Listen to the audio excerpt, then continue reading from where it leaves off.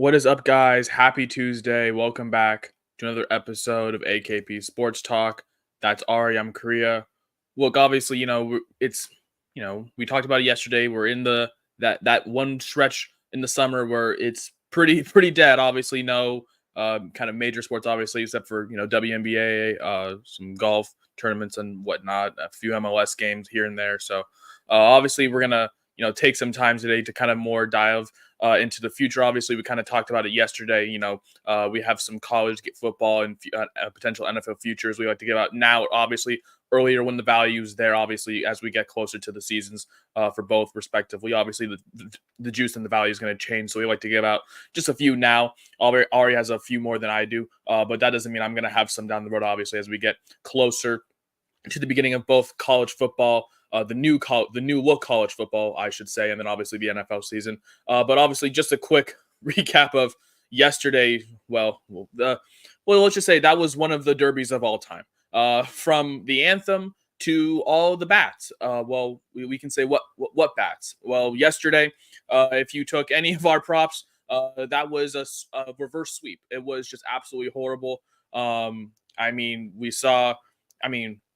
Just nothing, nothing going our way. It was a great year for the under. We didn't see a single guy go over 30 home runs in any round.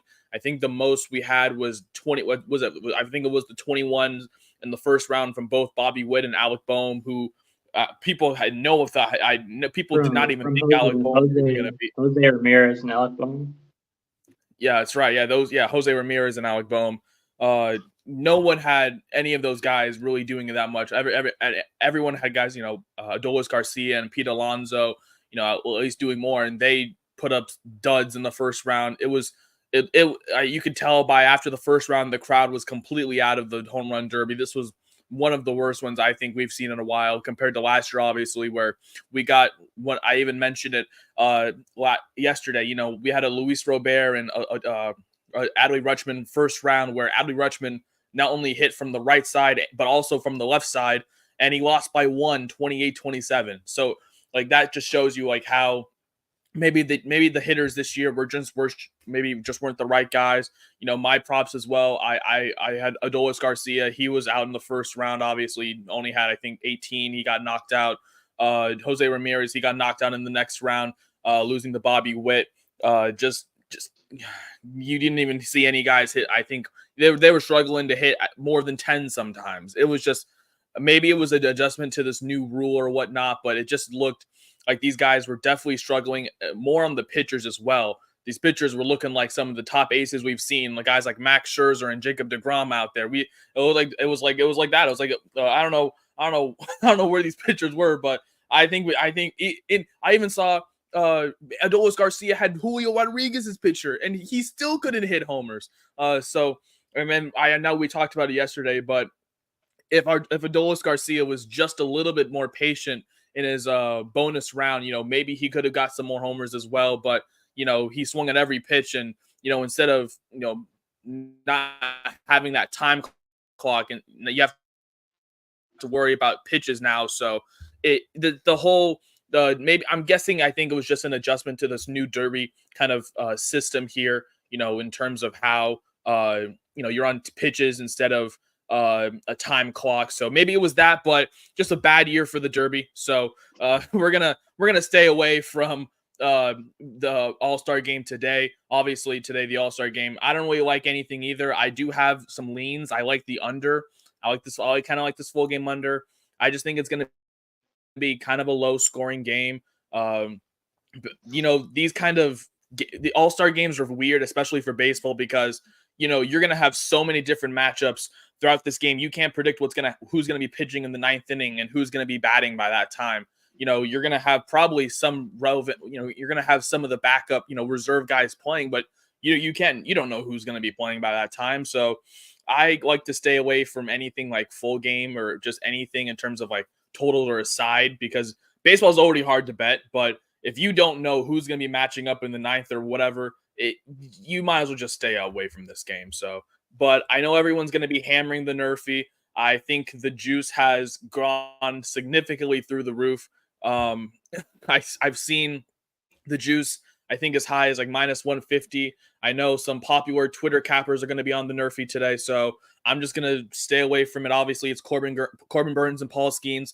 For the lineups already came out as well. So for the American League, I think it's Stephen Kwan, Gunnar Henderson, and Juan Soto. So that's the matchup for Paul Skeens. And then for Corbin Burns, I think it's Otani, Marte, and I forgot who the last one is. But still, I know I'm just kind of not. I don't really like anything in terms of tonight's All-Star game. Ari, I know you weren't really looking toward anything as well, if I'm not mistaken, in terms of tonight's All-Star game as well. But as obviously we did talk about it at the beginning of the show, we wanted to kind of go look toward the future now, as obviously looming the college football season, obviously, and alongside the NFL season starting soon. It's definitely coming a lot sooner than we think here. And I'm going to let Ari go into his futures here. I know he wanted to give out a few college football ones as well as some NFL. So, Ari, I'll let you take the floor. What are your futures here for the college football season first? Yeah, I have two as of now. Obviously there's a little bit of bias with this first one, but I think there is value in it. Obviously the big storyline with Arizona, or it started with Nick Saban retiring from Alabama, which led to Kalen DeBoer fleeing from Washington to Alabama, which then led to Arizona's coach Jeb Fish going to Washington. So that was the big concern with Arizona, was potentially losing a lot of the team with the coaching change.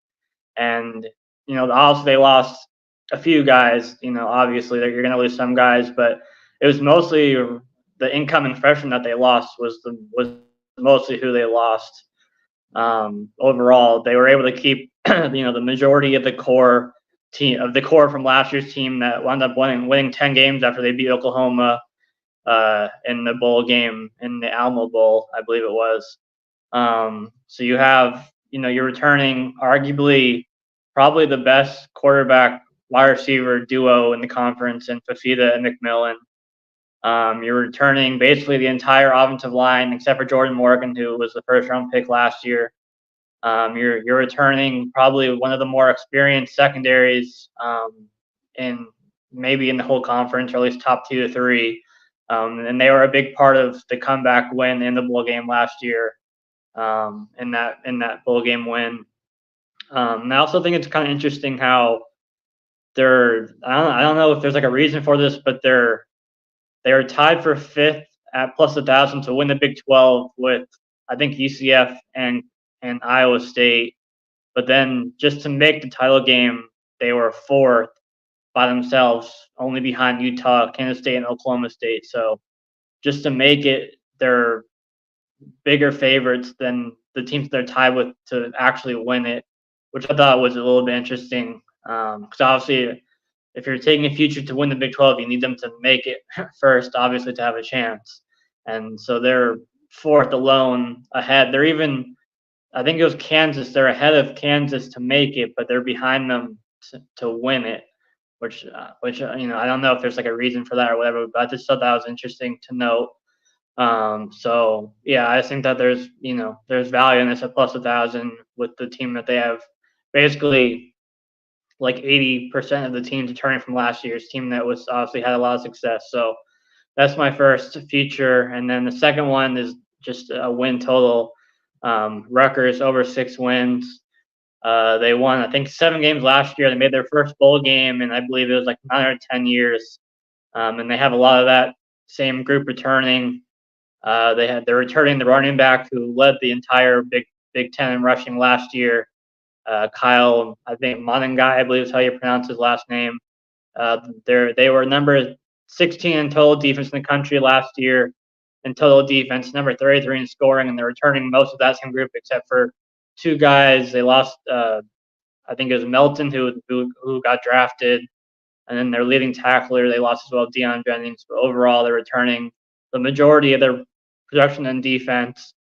And I think the big part of this feature that I like is that they avoid the 4 favorites in the conference are Ohio State, Michigan, Oregon, Penn State, and they avoid all 4 of those teams in their schedule, which is obviously big for them. So I'll just kind of go into the schedule. They start off with Howard and Akron. They should win those two, obviously. So those are 2 wins. Virginia Tech, I think they're probably going to be underdogs. They'll probably lose that one. They host Washington, which I think, like on paper, I'll give them the loss. But Washington traveling across the entire country with this new team, like I think Rutgers could. I think there could be an upset potential there, just given the travel. Then they play Nebraska, Wisconsin. I marked them as splitting those two, so that's one more win. UCLA, they're hosting another cross country, and they beat UCLA. Then they go at USC, so they're traveling cross country. So I gave them a loss there. So that's 3 or 4 wins right there. And then they end versus Minnesota, at Maryland, versus Illinois, and at Michigan State. So I think they can win maybe 3, maybe of those 4, at least 2. So I think obviously you're not playing a future for a push, but I think there is at the very least push potential with this over 6 to at least win 6. I think that they could very easily get 7. Their big problem last year was their quarterback play. It was tough to watch their passing game last year, and they got a transfer from Minnesota who, if he's just, I think it's Ethan Kaliakmanis. I'm not 100% sure how to pronounce it, but he's from Minnesota. So if he's just a little bit better than what they got last year from the quarterback play, I think this can easily be a 7. I think even 8 is in the realm of possibilities with their schedule, avoiding the top 4 teams in the conference. Who are at least the top 4 favorites preseason to win the Big Ten. So. I think Rutgers, they made their first bowl game I think in 19 years, like I said last year, with 7 wins. I think they could easily match that and maybe even get one more win with 8, just with how favorable the schedule is. Probably their easiest schedule since they've joined the Big Ten conference. So those are my 2 features right now for college football. You mentioned the whole kind of coaching carousel with college football, with Nick Saban retiring, and then DeBoer leaving Washington to go to Alabama, and then with Jed Fish going up from Arizona, obviously up to Seattle. You mentioned, there was a little bit of a, not an expectation, but there was a little bit of a chance that, got your some skies, obviously like Fafita and McMillan, we're going to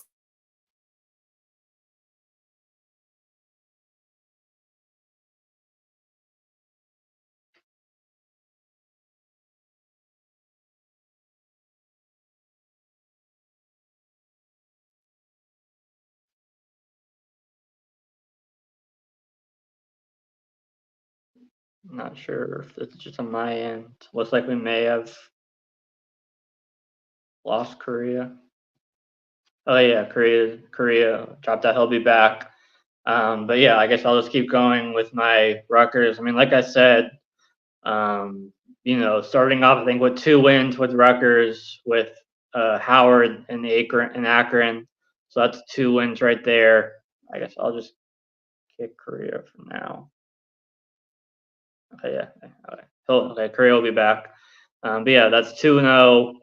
I think they go at Virginia Tech week 3, or their 3rd game, which I think they'll probably lose that one. Like I said, they host Washington, which, also there's a lot of changes to Washington after all that they lost from last year. And looks like he's back.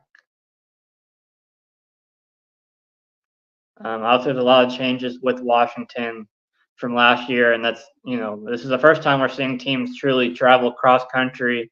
So we don't know how they'll react, traveling cross country. Can we hear you, Korea? Can you hear me? Can you see me? Yeah, I can't see you, but we can hear you. Okay, well, I don't know. There's something going on with my camera right now. Yeah, Sorry, but you can just stop. I'm just gonna talk for the rest of this. But what I was saying, I mean, with the whole coaching carousel, I really do like Arizona to win the Big 12 here. You mentioned kind of the value distribution. You have Arizona sitting 5th, to win the Big 12, but obviously a little bit more sitting 4th, behind 3 other teams, to pretty much make the title game. So there is that chance. Obviously, I think they have a favorable schedule as well. Especially in a pretty, I'd say, wide open now Big 12, obviously, with Oklahoma and Texas leaving. Those were pretty much always the 2 consensus, top 2 favorites. But Now with, I would say, a lot more wide open. Big 12, obviously, a lot of favorites on Oklahoma State as well. Obviously, that was a team that just reached the Big 12 title game last year. You have, obviously, Utah, who has been successful in the former Pac-12, obviously, as well. Arizona had a great year as well. I think that's a great look as well. I think Arizona is definitely worth a sprinkle or definitely a look there. You're getting them at pretty much 10-1 here. Just to win in their new conference in the first year. Especially with kind of how that football team kind of just rejuvenated to kind of back themselves after their head coach leaving to go to UW up and go up north. So I do like that play. Pretty much that future for you at pretty much plus 1,000. The Rutgers team total over 6 wins. Like you said, I always hate when it's when a team total is kind of at this push potential, because you can't really, you need at least 7 wins for the win for them to obviously for this bet to hit. Obviously, if it was at 5.5, we obviously be a lot better, but I'm pretty sure that's obviously very juiced by now. But you mentioned Rutgers obviously not having to face the Big Four in the Big Ten this year, obviously being new team Oregon and alongside Penn State, Michigan, and then obviously Ohio State, pretty much one of the consensus favorites to win the conference. And the fact that one, not playing any of those 4 teams, and 2, even though they have a kind of a wonky schedule, obviously hosting. I think that UW game is on a Friday night. So, you mentioned, travel for Washington. 1, that's on a Friday night, and 2, they got to go all the way across the country. So, you mentioned that could be a potential spoiler game for Washington as well. So that could be a win for Rutgers at home. And then, you mentioned they got to go all the way to USC, and that game's at 11 o'clock Eastern. Good Lord. And, but after that, obviously playing against former, obviously, the Big Ten opponents that they've played in the past with, I think you said Maryland, Minnesota, and then Michigan State as well, who obviously all are winnable. Both all 3 programs kind of in rebuilding phases right now with their system. So I do like the Rutgers team total here. You mentioned they do have a considerably lot better defense than offense. We've talked about Rutgers and how they have had a bunch of quarterback struggles. We mentioned the transfer from Minnesota. I don't know how to pronounce his last name. I think it's Kalaya. I don't know. Don't ask me. But I do like that play for you at over 6. You mentioned the fact that I don't know why my camera's not working. That is very strange. But you mentioned the fact that the Rutgers has a pretty favorable schedule, and the fact that they have a favorable schedule, I think pretty much kind of coincides with a great, look at that over 6 potential. You mentioned last year they finished 7-5, so we're kind of just asking for another repeat season for Rutgers this year, especially in kind of a new look Big Ten. So I do like those 2 plays for you. Obviously, for the college football season, as I mentioned earlier, I'm going to be having some as well, just obviously, a little bit closer to the football season. Obviously we're kind of still in the prime bit of the MLB season, and I kind of want to take some time to look for those college football futures. Just about a little over a month away from the season's kicking off here, but obviously we did not just have college football futures. Obviously we did have some NFL futures, and here's my one and only right now. I'll get into it right now, and it's the Texans to win the AFC South here, and we're getting at a plus 105 on DraftKings. And look, I know it's going to be a popular pick, but the fact that we're still getting it at plus money for me is great. I think this should be around the same value as the Falcons to win that division. And the Falcons are minus 115 to win the NFC South. So I think the Texans to win the AFC South at plus 105 is a great look. We talk about the Texans, right? And they have pretty much the same team, except that they have a lot more offensive weapons. They got Stephon Diggs, obviously, in the offseason. They brought in Joe Mixon in the offseason. This team is looking like the same team from last year. And the way DeMeco Ryans has really, really just brought this energy into Houston, it kind of washes away the whole Deshaun Watson kind of, I guess, era per se. And, you can say good things about it. You can say your bad things about it. But at the end of the day, that Houston team was good, but you can say this Houston team right now is honestly a little bit better in terms of how balanced they are. You look at how defensively they addressed some of the problems defensively this offseason, and offensively, they just got even stronger. I mean, yes, they lost Tank Dell in the regular season last year, but they're going to get a healthier Tank Dell to come back. They bring in to pair him up on the opposite side with Stephon Diggs, and you have a flourishing run game with even though obviously he is a little bit aged, but Joe Mixon, who has plenty of a veteran experience against a second-year CJ Stroud. Obviously, I think that kind of pairs perfectly. A dependable veteran running back against with a not like obviously not a rookie, but a second-year guy who's still learning his way in the league. So, and you look at this division, right? And the Jaguars, look, they lost. I honestly think the way he's looking right now, a clip I just saw, maybe their star receiver. I think Calvin Ridley is going to be a bigger loss to this Jags team than people think. And yes, even though he's going to a division rival in Tennessee, I don't know if Tennessee is really a team that is going to beat the Texans on maybe once in the 2-game series, obviously between the two. I don't know if I really don't know if this Titans team is for real right now. I mean, they are in a building mode. Obviously, they lost Derrick Henry, and that was their offense. Let's be real. They just handed it off to Derrick Henry all the time, and they occasionally threw it to either DeAndre Hopkins or whoever was open downfield. But now that they lost so much of their key part of their offense, this kind of makes, we're going to have to see how Will Levis is going to be doing hit and actually throwing the ball, actually kind of having more of a throwing first offense instead of, ground first. And I don't know how that's going to look for that Titans team. And then the final team in this division, the Colts, I think their schedule being so rough throughout the first 12 games of the season, alongside the fact that, look, Anthony Richardson, he's a talent, but you got to remember he's coming back from shoulder surgery. Like it's not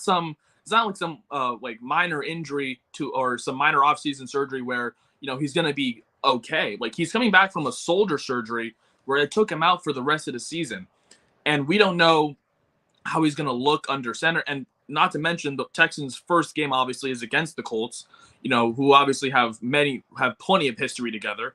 I just don't know how this Colts team, with the fact that they do play a little bit of a harder schedule throughout the first few weeks of the season, and two, I think them obviously, it's Gardner Minshew, so take it as you will, but he played a very significant role for this team, obviously before he went to Vegas. And I feel as if, they were obviously just short, but I mean, you look at how well he took over the realms for the Colts throughout the rest of the season after Anthony Richardson went down, and he almost led them to a playoff appearance. So I feel as if that maybe kind of mindset in terms of how their offense is going to be looking is definitely going to be playing a big role in how this Colts team does, especially with how they kind of have to have a surrounding bubble around Anthony Richardson the whole time. So you look at the other three teams in this division, and I just don't see how each team stacks well enough to the Texans.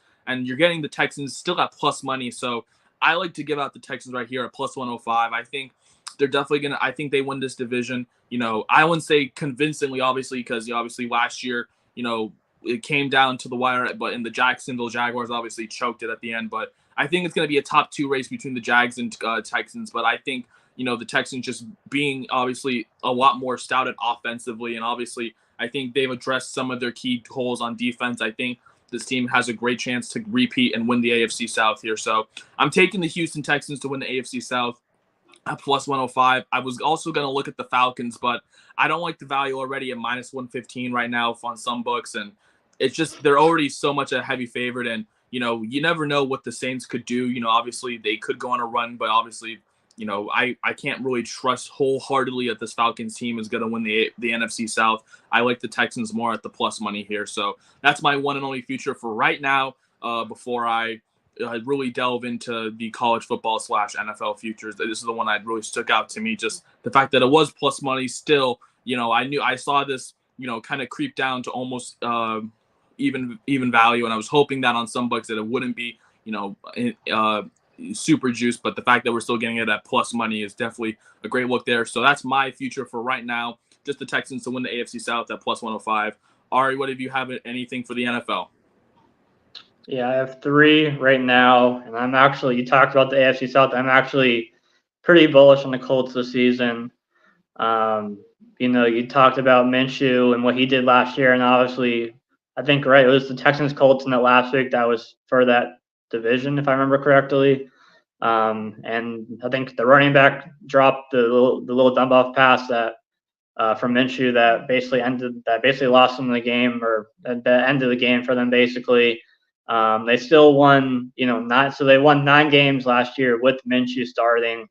Obviously, there is injury risk with Anthony Richardson, but everything I've seen as of now suggests that he'll be fully healthy for week 1.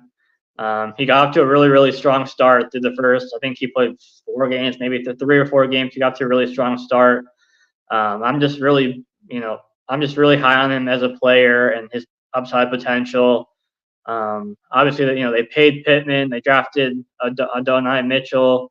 They were the first team to draft a defensive player in the draft 2 with Latu from UCLA to go along with Pay, Ebukam, and Buckner on that pass rush defensive line, edge rusher, that group. Their secondary, I think, is a little bit questionable, but I think that their pass rush can do enough to kind of make up for a questionable secondary. But I'm mostly banking on Richardson, staying healthy and living up to the upside that I think he can perform to. You touch on their schedule, and it is pretty tough the first 4 to 5, maybe 6 weeks of the season, but it does lighten up over the last 2 months. I mean, I looked at their schedule, and the Vikings, who I'll touch on, later, who I'm not high on at all this year, Patriots, Broncos, Giants. I think those are pretty much 4, I think pretty much close to guaranteed wins. I think they could beat the Steelers at home too. That's 5. The Titans, I'm not high on at all. I think the Colts could sweep the Titans potentially. Split with Houston, I think they could do that. Jaguars, I think, will be decent this year, but I'm not super high on them. I think they can split with them. So, they won 9 games with Minshew starting most of the year last year, and I'm pretty bullish on Richardson and what he can do with his offense, with his legs and arms. So, I like them to win 9 games this year, again, like they did last year. And then I think that there's value with them to win the AFC South at plus 310. Obviously last year the Jaguars were, I think, the biggest division favorite in the NFL heading into last year, and obviously they didn't win it. This division can be kind of weird with, the favorite, with the favorites in the division, not being all chalky and all that. So, obviously the Texans are the favorite, and I get that. I see the value in plus 300 to at least sprinkle at least a little bit on the Colts to win it. Like I said, like I was saying before, their schedule is tough early in the season, but I think it lightens up over the last, 10, 11, 12 weeks or so. So I think they can, they won 9 games last year with Minshew, and I'm bullish on Richardson. So I think they can at the very least, repeat what they did last year, with the potential to, flirt with winning the division as well at plus 300. So that's my first play. Second play, another personal play, obviously, but the Seahawks make the playoffs. I see value here at plus 180. Last year, they missed out by 1 game. They were in it up until the very last week of the season. And that was with I think they were 3rd to last in the NFL in total yards allowed defensively. They bring back pretty much the same, literally the same offense, except for, a couple of times that they lost. And now I think we're going to see more out of the offense with Ryan Grubb and what he'll bring to the offense. And, just a more modern type of offense that will get more out of the skill position players. So at that point, you only need the defense really to be middle of the pack with the offense that they can have. And obviously I'm hopeful with McDonald and what he did with Baltimore that he can do something similar with the Seahawks, not to that same degree in year 1 per se, but at the very least, raise them to be middle of the pack. I think if they can be, even they were literally bottom 3 last year. If they can even be top 20 defensively this year, I think that they can have enough offensive firepower to, win 10, 11 games. They missed out again last year by 1 game. And, you look at the teams that finished below them and the Saints and Vikings, who I don't see, competing for, maybe not competing, but I don't see them making the playoffs this year. So then you look at the teams that made the playoffs last year, that one obviously has to drop out for them to make it. And the team for me I could see dropping off is the Rams. I think losing both Aaron Donald and a defensive coordinator, I think, is pretty big. Raheem Morris. I think it's pretty big, for them. So I think that their offense is still going to be good, obviously, but I think that they might need to score like 30 plus points a game to have the same success that they did last year overall. Which they're still going to have a good offense, but I think their defense is going to drop off pretty significantly overall. And then there could be another team that drops off too, as well. So I see value here in the Seahawks. I think they're going to have, I think, pretty easily a top 5 to 6 offense in the league. Overall, like total yards with what they can do. So they just need their defense to just be at least slightly below average to still be a really good team, which I think they can be under McDonald and what he'll bring to the defense. So that's my second play. And then my third play is fitting the Vikings. I'm not sure if this is like an alt line. I mean, DraftKings was kind of weird because they only had like certain lines for win totals. So like under 7.5 was like super, super juice. So that's why I did under 6.5 here. Obviously, the big storyline with them was losing Kirk Cousins this offseason. Drafted JJ McCarthy, but all reports I've seen suggest that it's going to be Darnold starting for at least the first half of the season, if not longer. I think that they're in a tough division. I think, obviously the Lions and Packers made the playoffs last year, and I think we can see the Bears. I'm pretty bullish on Caleb Williams and their offense. I think that they could take a step forward as well. So I think the Vikings are pretty clearly, to me, the worst team in this division, at least on paper. And then their schedule is like pretty tough. I mean, it starts off at the Giants, which is a pick 'em right now, so that can go either way. But then you've got the Niners, Texans. You have Akron Bay in the division. They play the Jets in London.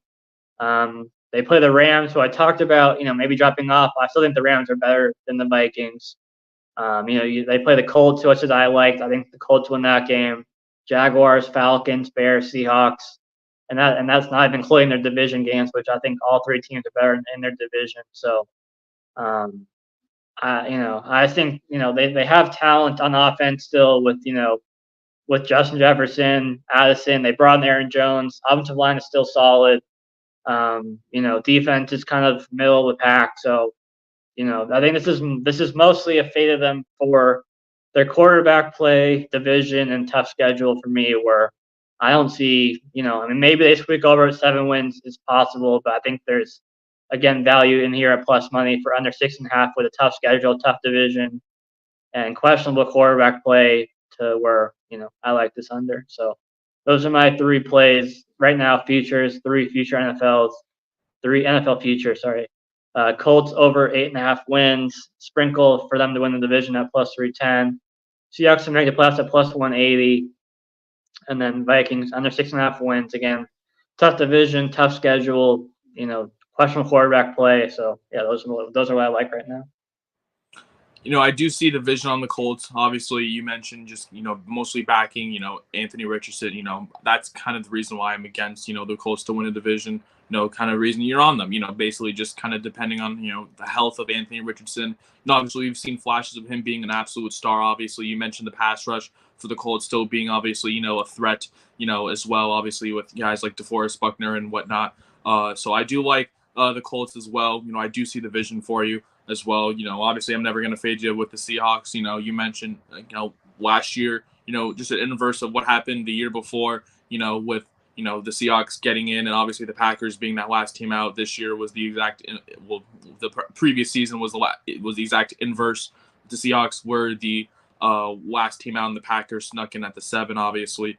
So you mentioned the Seahawks, obviously, pretty much the same team offensively now with, just a new, new play callers essentially, and obviously a new couple guys up front for the offense, and that was obviously something that was not really the big worry. Obviously, the big worry was the defense, and that's why we did. Obviously, the Seahawks brought in Mike McDonald, obviously Ravens defensive coordinator for a while, and he's obviously we've seen what he's done with the Ravens. Just absolutely having one of the better, scarier defenses in the league. So Seahawks obviously are in a new regime. Trying to bring back the defense mentality that was originally the Legion of Boom, obviously. So you mentioned you're getting them a plus 180 just to make the playoffs. This was a good offensively great unit that we got last year, and now obviously you mentioned Seahawks bringing in former Huskies OC Ryan Grubb.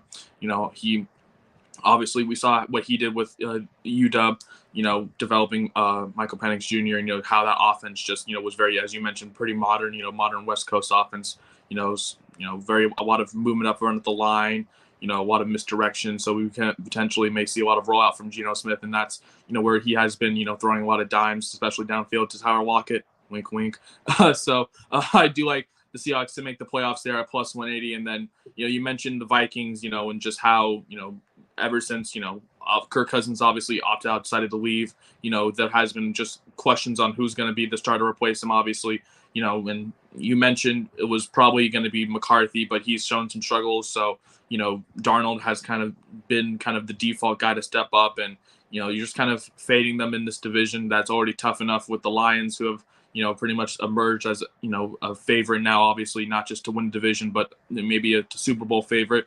The Packers as well, a division favorite. And then the Bears, who I think could be, obviously be heading in the right direction, obviously with their new look offense, with the number 1 pick, and just how they've, brought in a lot of guys and, a lot of new faces in Chicago. So for the Minnesota Vikings, obviously, even though they do have, their stars, guys like obviously Justin Jefferson and whatnot, obviously just the way that this Minnesota team looks now, without their star quarterback, which was kind of the reason, they lost, but sometimes the reason they won games. And I don't know if you're going to get that consistent play, with, guys like Sam Darnold or JJ McCarthy yet. So I do like that future there, just kind of fading, the under. You're getting obviously at 6.5, obviously right now it's at 7.5, but you mentioned, very juice on the under right now for the under 7.5 for the Vikings. So, I do like that, kind of just going down one more to under 6.5, just hoping that they go, hopefully 6-10, 6-11 or 5-12 or whatnot below. So those are our few 4-ish futures for right now, with the Colts over 8.5 wins and sprinkling the AFC South winner as well. The Seahawks to make the playoffs, and then the Vikings under 6.5 team total on wins on the season. And then my one and only future for right now, just the Texans to win the AFC South at plus 105. Obviously, I will have some more college football and NFL futures as well as we get closer to the season. Obviously, just wanted to switch up the content today. Obviously, just only thing on the slate today is an all-star game for baseball, along with some WNBA, and we didn't really like anything in terms of value. But obviously, that is going to do it for this episode. That's Ari. I'm Korea. Obviously, tomorrow there is going to be nothing, so we have no baseball, no nothing. We're just going to be kicking rocks. I'm just kidding. We're going to be back tomorrow. We will be doing something a little different. We're going to be focusing a lot more, instead of just win totals and season season props. We're going to be focusing on potential season totals in terms of future player props. On Prize Picks, we may even target some player props there. So we may pull up Prize Picks tomorrow. Who knows or whatnot, but we'll maybe give out 2 or 3 of our favorite player season entries, player props, depending on what we like out there tomorrow. And then Thursday, we may do something a little different as well as we get back to the regular baseball schedule on Friday. But that's going to do it for this episode. Thank you guys so much for tuning in. That's Ari. I'm Korea. Have a great day, and we'll see you tomorrow.